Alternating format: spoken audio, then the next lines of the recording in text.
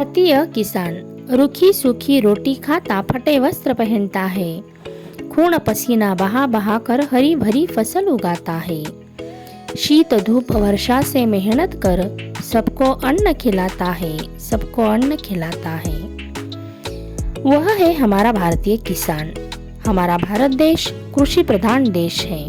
प्राचीन काल से यह किसान अथक परिश्रम कर खून पसीना एक करके निरंतर काम करता है, तब जाकर सभी लोग पेट भरकर खाना खा सकते हैं। जो सबका पेट भरता है वह किसान सीधा सादा जीवन बिताता है, साधारण सी झोपड़ी में रहता है, उसकी वेशभूषा साधारण सी होती है।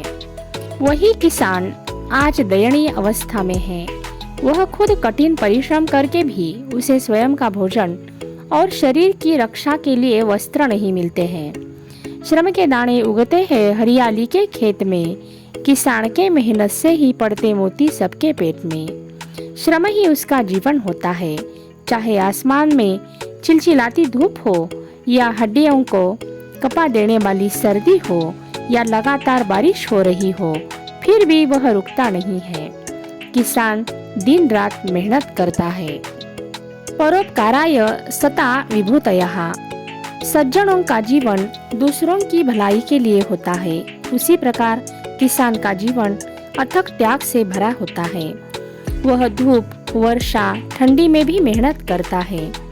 बैलों को लेकर खेत में जाता है, खुदाई जुताई बुआई करके खेत हरा भरा बना देता है।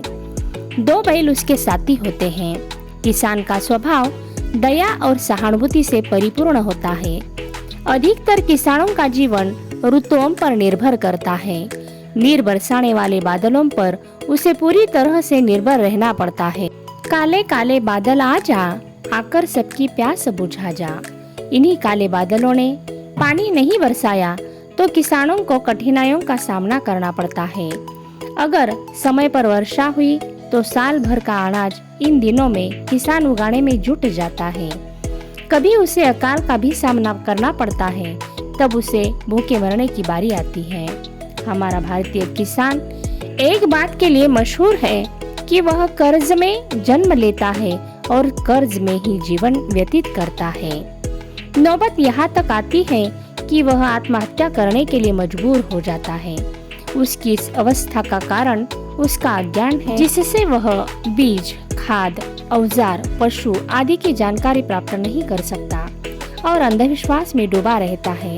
उसकी संतानें भी अनपढ़ ही रहती हैं। आज सरकार ने बच्चों की प्राथमिक शिक्षा अनिवार्य और मुफ्त बनाई है, जिससे उसकी संतानें पढ़ रही हैं।